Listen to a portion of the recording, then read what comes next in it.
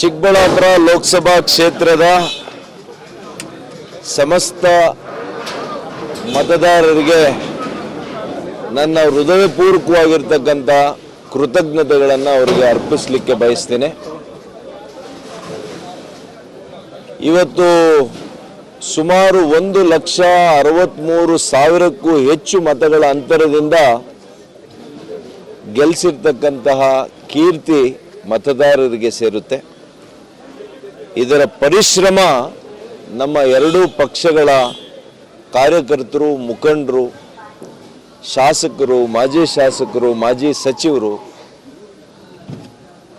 ಮೇಲಾಗಿ ನಮ್ಮ ವರಿಷ್ಠರು, ಎರಡೂ ಪಕ್ಷಗಳಲ್ಲಿ ನಮ್ಮ ಪಕ್ಷದಿಂದ ರಾಜ್ಯಾಧ್ಯಕ್ಷರು ಮತ್ತು ವಿರೋಧ ಪಕ್ಷದ ನಾಯಕರು ಪ್ರಚಾರದ ವೇಳೆಯಲ್ಲಿ ಭಾಗಿಯಾಗಿದ್ದರು. ಅದೇ ರೀತಿ JDSನಿಂದ ಮಾಜಿ ಪ್ರಧಾನಿಗಳು ಸನ್ಮಾನ್ಯ ದೇವೇಗೌಡರು, ಮಾಜಿ ಮುಖ್ಯಮಂತ್ರಿಗಳು ಕುಮಾರಣ್ಣವರು, ಯುವ JDSನ ಅಧ್ಯಕ್ಷರಾಗಿರ್ತಕ್ಕಂಥ ನಿಖಿಲ್ ಕುಮಾರಸ್ವಾಮಿ ಅವರು ಮತ್ತು ನಮ್ಮ ಮಾಜಿ ಕೇಂದ್ರ ಸಚಿವರಾಗಿದ್ದಂಥ ನಾರಾಯಣಸ್ವಾಮಿ ಅವರು ಒಂದು ದಿವಸ ಬಂದಿದ್ದರು. ಎಲ್ಲದಕ್ಕಿಂತ ಕಳಸಪ್ರಾಯ ಪ್ರಚಾರದ ಒಂದು ಅಂಶ ಅಂದರೆ ಈ ದೇಶದ ಪ್ರಧಾನಿಗಳು ಕೋಟ್ಯಾಂತರ ಜನ ಅವರನ್ನು ಆರಾಧ್ಯ ದೈವದ ರೀತಿಯಲ್ಲಿ ನೋಡುವಂತಹ ನಮ್ಮ ನರೇಂದ್ರ ಮೋದಿಜಿಯವರು ಕೂಡ ನನ್ನ ಪ್ರಚಾರಕ್ಕೆ ನಡಿ ಈಗ ಶುರು ಮಾಡೋಣ. ಕೇಸರಿಯಿಂದ ಮನೋಲ್ಲಾಸ ಮನಸ್ಸು ಮತ್ತೇರಿ ಕುಣಿದಾಡಿದೆ ನೋಡು, ಮನಸ್ಸು ಮತ್ತೇರಿ ಕುಣಿದಾಡಿದೆ ನೋಡು. ಕ್ಷಣ ಕ್ಷಣವೂ ಆಚರಿಸಿ ಕೇಸರಿ ಹಬ್ಬ. ವಿಮಲ್ ಬಾಯಲ್ಲಿ ಹೇಳಿ ಕೇಸರಿ ಬಂದಿದ್ರು. ಹಾಗಾಗಿ ಇವರೆಲ್ಲರನ್ನು ಕೂಡ ನಾನು ಸ್ಮರಿಸ್ತೇನೆ. ಇವರ ಎಲ್ಲರ ಒಂದು ಪ್ರಚಾರ ಮಾಡಿರುವಂಥದ್ದಕ್ಕೆ ನಾನು ಹೃದಯಪೂರ್ವಕವಾಗಿ ಅವರಿಗೆ ಕೃತಜ್ಞತೆಯನ್ನು ಅರ್ಪಿಸ್ತೇನೆ. ಮತ್ತು ಇದು ದೊಡ್ಡ ಹೊಣೆಗಾರಿಕೆ ನನ್ನ ಮೇಲೆ ಈಗ ಪ್ರಾರಂಭ ಆಗಿದೆ. ಭಾಳ ಜನ ನಿರೀಕ್ಷೆ ಇಟ್ಟು ಮತವನ್ನು ಕೊಟ್ಟಿದ್ದಾರೆ. ಪ್ರಾರಂಭದಲ್ಲಿ ಏನೇ ಅನೇಕ ಇವತ್ತು ಅಡೆತಡೆಗಳು ಇದ್ದವು ನನಗೆ. ಇವೆಲ್ಲದರ ಹೊರತಾಗಿ ಇವತ್ತು ಈ ಫಲಿತಾಂಶ ಅನೇಕರ ಉಬ್ಬೇರಿಸಿರುವಂಥದ್ದು ಸ್ಪಷ್ಟ. ಮತ್ತು ನನ್ನ ಚಿಕ್ಕಬಳ್ಳಾಪುರ ವಿಧಾನಸಭಾ ಕ್ಷೇತ್ರದ ಮತದಾರರಿಗೆ ನಾನು ವಿಶೇಷವಾಗಿ ಕೇವಲ 1 ವರ್ಷದ ಒಳಗಡೆನೆ 10,000 ನನಗೆ ಏನು ನಷ್ಟ ಆಗಿತ್ತು ನನ್ನ ಚುನಾವಣೆಯಲ್ಲಿ, ಆ 10,000 ನಷ್ಟನೂ ಹೋಗಿ ಇವತ್ತು 21,000 ಮತಗಳು ಹೆಚ್ಚಿಗೆ ನನಗೆ ಕೊಟ್ಟಿದ್ದೀರಿ. ಮತ್ತೆ ನನ್ನನ್ನು ನಿಮ್ಮ ವಿಶ್ವಾಸಕ್ಕೆ ತಗೊಂಡಿದ್ದೀರಿ, ಪ್ರೀತಿಯನ್ನು ತೋರಿಸಿದ್ದೀರಿ. ನಿಮ್ಮ ಮನೆ ಮಗನಾಗಿ ನಾನು ಮತ್ತೆ ನನ್ನ ಕೆಲಸವನ್ನು ನಾಳೆಯಿಂದನೇ ಪ್ರಾರಂಭ ಮಾಡ್ತೀನಿ ಅಂತ ಹೇಳಲಿಕ್ಕೆ ಬಯಸ್ತೀನಿ. ಮತ್ತು ವಿಶೇಷವಾಗಿ ಯಲಹಂಕ ಕ್ಷೇತ್ರ 2 ಕ್ಷೇತ್ರಗಳ ಗಾತ್ರ ಇರ್ತಕ್ಕಂಥ ಕ್ಷೇತ್ರ, 4.5 ಲಕ್ಷ ಮತದಾರರಿದ್ದಂಥ ಕ್ಷೇತ್ರದಲ್ಲಿ ಸುಮಾರು 83,000 ಮತಗಳು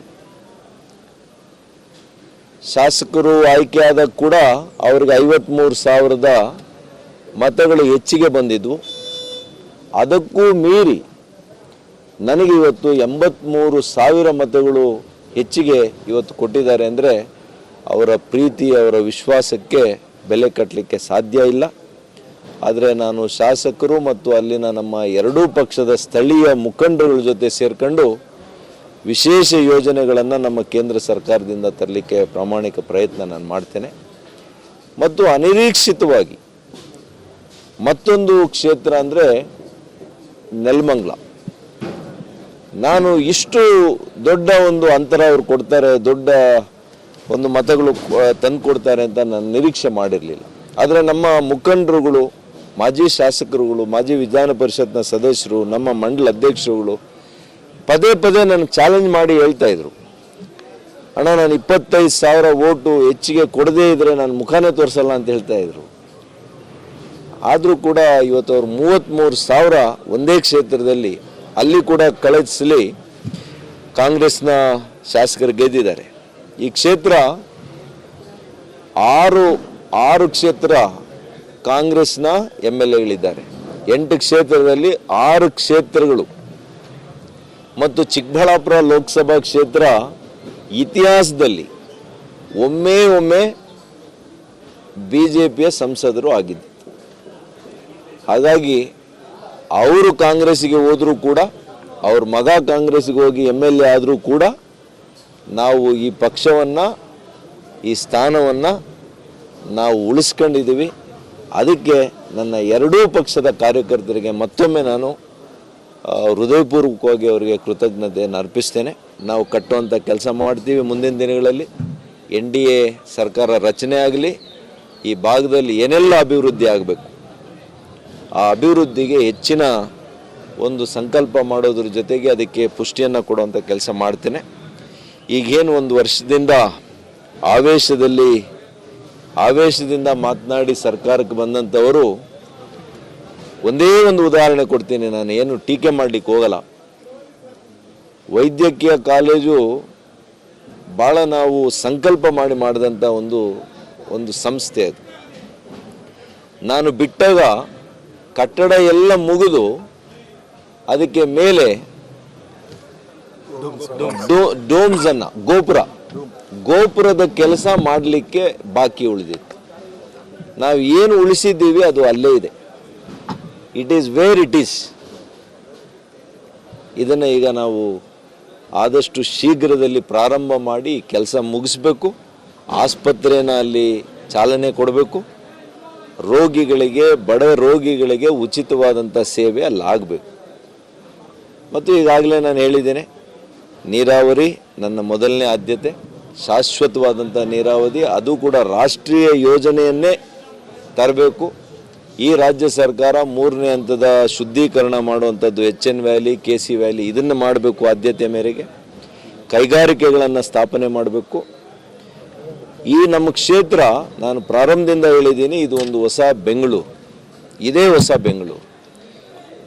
ಬೆಂಗಳೂರು ಒಂದು ಅಂತಾರಾಷ್ಟ್ರೀಯ ನಗರಗಳು ಹೇಗೆ ಬೆಳೆದಿದ್ದಾವೆ, ನಗರ ಪ್ರದೇಶ ಹೇಗೆ ಅಭಿವೃದ್ಧಿ ಆಗಿದ್ದಾವೆ, ಆ ಲೈನ್ಸಲ್ಲಿ, ಆ ನಿಟ್ಟಿನಲ್ಲಿ ನಾವು ಇದನ್ನು ಅಭಿವೃದ್ಧಿ ಮಾಡಬೇಕಾಗ್ತದೆ. ಇವತ್ತು ಸುಮಾರು 1,63,000ಕ್ಕೂ ಹೆಚ್ಚು ಮತಗಳ ಅಂತರದಿಂದ ಗೆಲ್ಲಿಸಿರ್ತಕ್ಕಂತಹ ಕೀರ್ತಿ ಮತದಾರರಿಗೆ ಸೇರುತ್ತೆ. ಇದರ ಪರಿಶ್ರಮ